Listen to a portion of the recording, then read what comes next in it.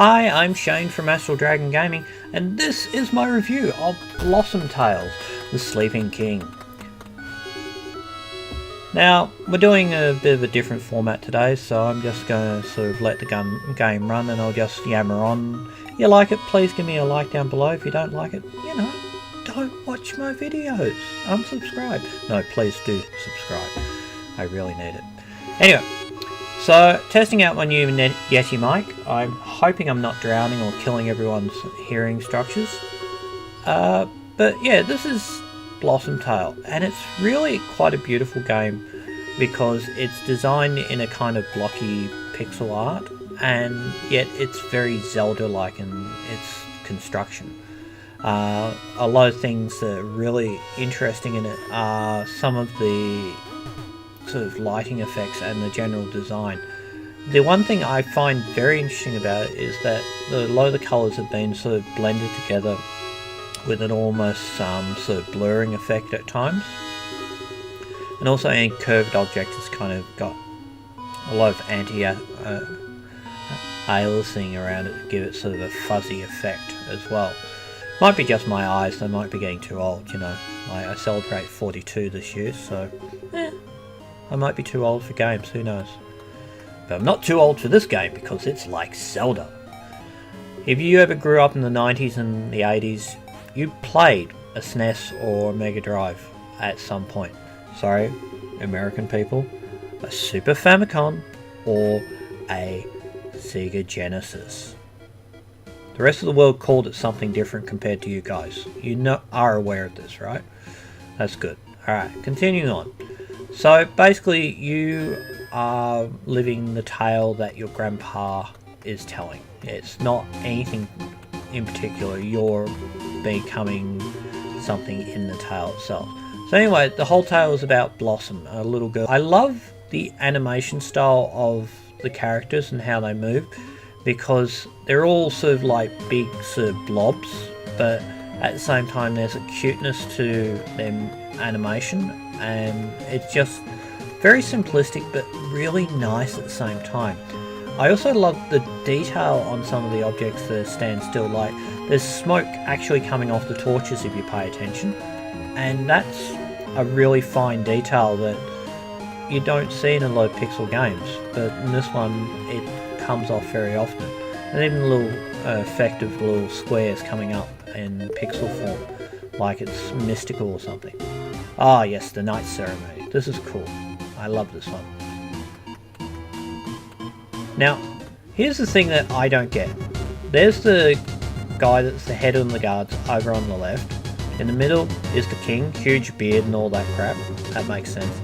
The guy on the right is the wizard, and he's supposed to be the brother to the king. But look at the size of him! Like, I think King Henry VIII would have less size than this guy. Look at him, he's huge! So anyway, you become a knight and everyone goes, yay, you're a knight! It's like, fantastic, cool. Now, the black text is the kids that are actually listening to Grandpa's story, and the white text is the actual story itself. A lot of wonderful sort of things here and there that all sort of blend in together and everything. I love this. Volunteers. Oh, yep, looks like you're the only one, Blossom. Have fun. It's like, what?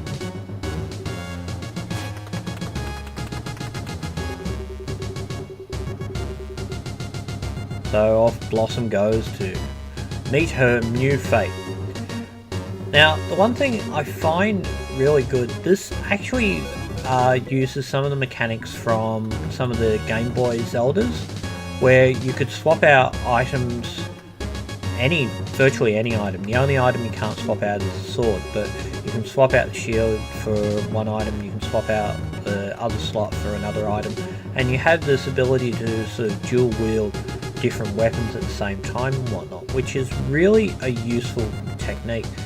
And the one thing I find a bit cumbersome in this design, like, it's an indie game, and it is beautifully presented. Like, you look at some of the animation, how it all works and everything, it's been really well done. One of the things that kind of jacks me about this is the difference between interaction and your actual sword swing. It's kind of hard to judge the two sometimes, and it sometimes comes off pretty terrible. But yeah, it gives you the normal sort of Easter egg puzzle design ideas to try and get around some of the puzzles. And you know, it's kill everything, move something, press something, or do something, and you get around it. There are a few other more unique puzzles which I'll talk about when we get back into the game later on. But right now it's just all normal sort of stuff. Healing potion, you can chuck that into your B slot so you get nice heals. Now I kind of wander around for a bit, so I'll let the whole thing sort of play for a bit so you can listen to some of the music and whatnot.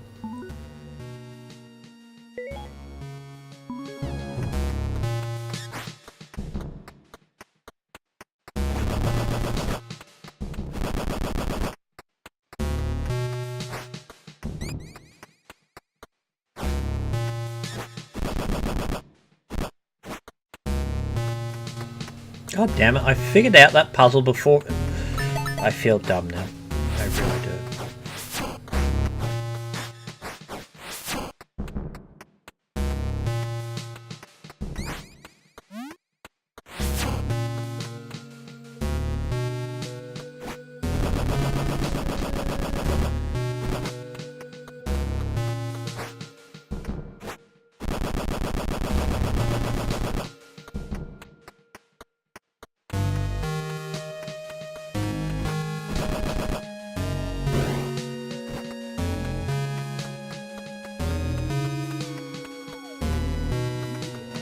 So anyway, you can see that I fumbled around and figured out the puzzle beforehand, but I had to do all four just for the fun of it. Of course I did.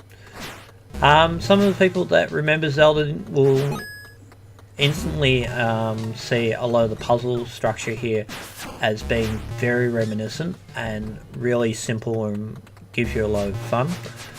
I love the enemies here because like the guys with two swords bouncing around everywhere. They look so comical, but at the same time it reminds me of a lot of the original Zeldas, and even Ocarina of Time when you went to the desert temple to defeat what was it, two witches at Desert Temple in Ocarina of Time? I think it was. I can't remember. It's been a long time since I played Ocarina, but I really have to have another shot at it again because there was some really fun puzzles in that. Oh, and this is one thing that I love about it, and I wish I saw more in some of these top-down puzzle games, is how the floor just disappears out from under you. That adds a whole sort of different element and makes you have to think about your pathway around things. And it's used a lot in this game, and I actually really do enjoy it in this game. It's a lot of fun. So, more fun and frivolities. Yes, Mr. Dillon, you may have that.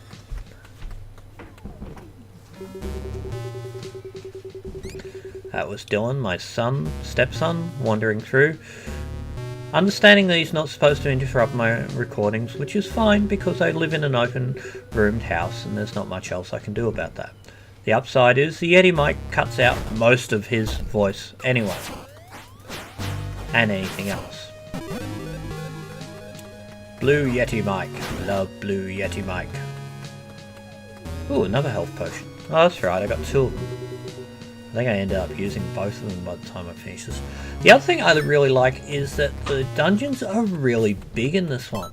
And, okay, you repeat a lot of puzzles, but I think that was one of the beauties of Zelda, is that even though there was a lot of repetition of puzzles and whatnot, it was the juxtaposition and the alignment of each of the puzzles that really gave depth to each room and whatnot. Like this one, it is different from Zelda in many respects where its rooms are much more bulkier, but you know, you're dealing in a different time when there was actual large quantities of RAM now, where back in the day a few megabytes of RAM was all you had to spare, and even then you were being lucky. Incidentally, for those that aren't aware, my first computer was a Pentium 60, which I paid too much for, and I had 4 megabytes of RAM. I had to play, I bought my first game, which was Wing Commander 3, Heart of the Tiger, and I had to configure a boot disk. I'd never done a boot disk. It took me over half a day to figure out how to do a boot disk all by myself. I did it and it was like, oh my god, I made my game run, and it was so brilliant. I actually put it on my current computer, which is a few years old now. It's 2013, and I was shocked at how fast all the animations ran in it. It's like, whoops, okay, quite a few years. Yep. So yeah, you have to look at things, but the lighting in this is really great, and the sounds are all sort of that classic 16, but stereo and more depth sound, as opposed to just being a standard 16-bit. Like, you'll hear the ching sound, but you hear other parts in the actual level of hearing as it breaks, and as you hear that ching noise, and it's much different from what the original sort of ching noises were. So, saying ching, I just mean a sort of swinging, slashing, metallic noise, and you can hear that depth of difference in comparison to what it used to be back in the day. Alright, so first boss, Rat King, really incidental name. You can pretty much figure out what you're going to be doing here. Grab a bomb, throw a bomb, defeating rats. Grab a bomb, throw a bomb, beat the rat. Light the candle, not the rat. Well, in this candle we're lighting... In this case we're lighting the rat and not the candle. The candle's already lit. Oh, I love the little skeleton on the wall there with the chain. Yay, first heart piece. So now you get your bombs. So pop it open, go, yay, bombs! My science teacher. I love that. The kid's telling Grandpa what he's not supposed to do, but Grandpa said, yeah, it's alright, it's fine, it's in the stories, and here's the little tutorial contained within the said story. I love how a lot of the special items, they don't use quantities, they actually use the magic meter, which is the green meter up there, which is a really big difference. You're only limited by the amount of magic that you have, which, I'm sorry, that's really an important thing when you come into games that are like this. Resource management really sucks. Incidentally, has anyone noticed the remake of Resident Evil 2? It's really going to be hard with the resource management and that. So yeah, I'm not looking forward to that game, but I'm looking forward to the game, but I'm not looking forward to it as well. I love that. Tesla coils in a medieval kingdom. That makes sense. And is that a chest I missed? That is the chest I missed. Oops. Oh no. Powerful sleeping spell. No! Fool of a king. My brother shall be wasteland. Yeah. So now you can pretty much guess the whole premise of the story. The king gets put to sleep. You have to go and find stuff, and that's pretty much the entirety of the game. It's good, and I rather enjoy it, but it's... If you played these kind of games, they're fairly easy, but as you grow older, you get more nostalgic. You also get slower in your hands too, but it's not too bad. I actually beat this one quite well. It was a good game. It's not long, but it is an enjoyable game in general. And I love a lot of the premises contained within it, and a lot of the item collection and whatnot. There is a little bit of a collectathon with some items, but not huge. Oh, there's tons all over the world. It's not an Assassin's Creed all over the map, making your head spin, just going, how do I finish this? I actually watched my daughter finish Assassin's Creed 1, and she ended up going to the map to find all the different flags, and I think she spent like almost 20 hours on flags alone in that game. It's so phenomenally large, and the ones after that only get larger, but this one's piece of piss, really easy. It's very simple, and it's a nice, light, enjoyable game, and I enjoyed it a lot. So, you know, if you're going to play a game like this is one of those things where you feel that enjoyment level as you play it. So I can highly recommend this game, and it runs on everything. It is so easy, and I would love to see more from this particular designer and their work on it, because it really is a fun game. Like, the world is large, all the NPCs have something to say. There's little tiny quests left, right and centre in the game. You get a sword, you get a shield, you get bombs, you later on get arrows for archery work and stuff like that. And the boss battles are really nice. They're the old school sort of boss battles where you figure out the mechanism to try and complete part of the game. So you use those mechanisms and you dodge the attacks, and then you find the way to do it, and then bang, it's done. It's really, really good, and I think that's what a lot of these games that try and copy Zelda miss. They can get the art aesthetics correct, or they can get the animation correct, or they can get just the general sort of feel correct, but then they kind of fall apart when it comes to puzzles and general questing designs, which I find annoying in a lot of games, where you're trying to find a quest and there is nothing that really screams to you going, oh yes, let's do this.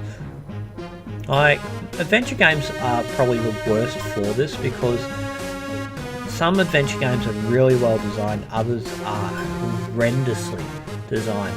That they're supposed to be found an item and you can't find it for love and money, unless you talk to some specific guy that you were supposed to talk to. Because, you know, you go follow the standard rule of any adventure RPG game. Talk to everyone, pick everything up, and then go find and do stuff with the stuff that you've got.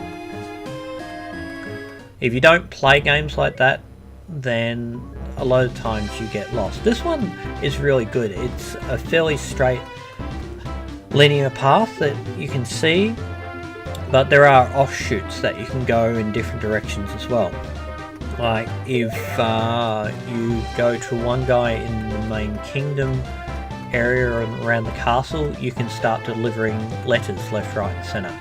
If you go to the blacksmith tells you, oh yeah, by the by, at one point you go to the swamp and you basically go kill off a whole lot of ghosts in order for this guy to make a special ring for you, so it's easier to transfer different terrains. So yeah, but once again, it has these elements of Zelda and the like that gives it that kind of feel, and it feels really good, and at the same time it has a tongue-in-cheek humour structure. One thing to comment about combat is there is a kind of almost drift mechanic when you're swinging your sword around, how you'll swing it and you can come back and forth, and it's almost like a lightsaber kind of technique, like a Jedi. So that's kind of cool, and it's funny, and I really like it. But all through the world there are hundreds of little secrets, little tiny things scattered everywhere, and if you don't know what you're looking for, you can't find it. And it's got the standard beat the grass until you get the item that you want sort of mechanic as well, which is really helpful at some points in this game, especially early on when your heart level can get cut to nothing so quickly. But as you go through, it gets better and better.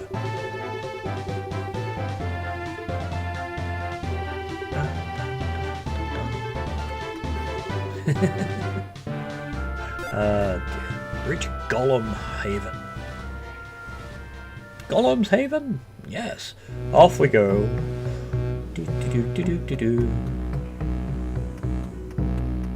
But another thing that's really good here, and it's why I'm sort of hanging around, I want to talk about it because I find it really funny. The story is being dictated by Grandpa, but at the same time it's being done by the kids itself. You'll also notice the nice little haze over the top, which is a really great design mechanic. Oh, here, this is funny. So like, here you go, Golem's Home, the druids are under attack. Oh, gasp, what are they? It's like evil archers brainwashed by Procus. He sent them. Yikes, both sounds quite. So it's archers or golems. So you actually get to choose whether you fight archers or golems. I chose golems.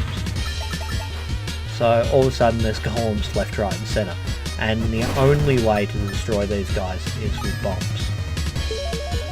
So you basically go bang, and I love the animation for it. It's so, like, they explode into pieces and whatnot. It's such a good design mechanic. So anyway, I hope you've enjoyed this little playthrough and watch of the Blossom's Tales.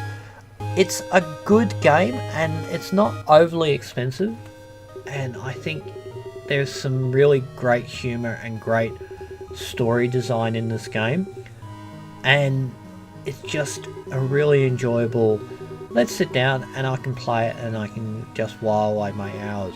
There's no major intensity.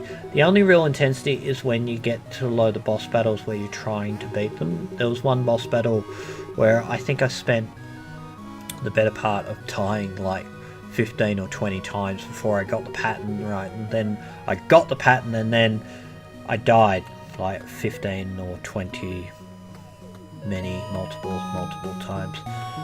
But anyway, I've been Shane from Astral Tracking Gaming. I hope you've enjoyed this little look through and little review of my thoughts and ideas on the game. Please subscribe if you liked the content. Make sure you hit that bell icon so you stay up to date with all my videos. And on top of that, I hope you're having a fabulous day, and I hope to see you again. Bye!